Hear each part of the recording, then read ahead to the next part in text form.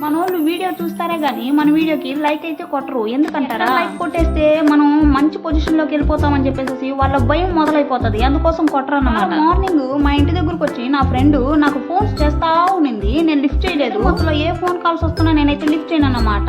Sunday కదా, duty కూడా మంది కాదు కాబట్టి ప్రశాంతంగా నిద్రపోదాం అనుకుంటే నా ఫ్రెండ్ కాల్స్ చేస్తానే ఉండింది. నేను అందుకోసం లిఫ్ట్ చేయలేదు. నా ఫ్రెండ్ కి రిటర్న్ కాల్ చేస్తే ఎందుకు చేసావురా అని అడిగితే చాయ్కి పోదాం అని చెప్పి చేశాను అని చెప్పింది అన్నమాట. నేను రా అంటున్నానని మీరు అబ్బాయి అనుకుంటారేమో, కాదండి అమ్మాయిను.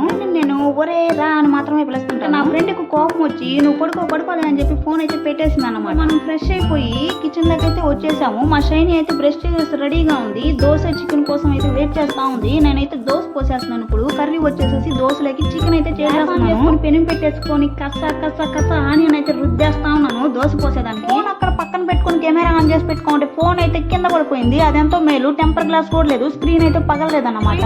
దోశ అయితే పోసేసాను. అందులో చికెన్ కర్రీ కూడా చేసేసాను. వారం కదా టైం ఉంటుందిలే అనుకుంటాము, ఎక్కడికైనా పోవడానికి అసలు టైమే ఉండదు. త్వరగా చేసుకుని తినేలేక మళ్ళీ అలుపు వచ్చేస్తుంది. ఎక్కడికి పోవడానికి కూడా వీలు ఉండదు అన్నమాట. కాస్తంత టైం దొరికితే రీల్స్ చేయడానికి చాలా ఓపిక ఎక్కువ మనకు. అందుకోసమే నేను ఒక 2-3 రీల్స్ అయితే చేసాను ఈ సండే.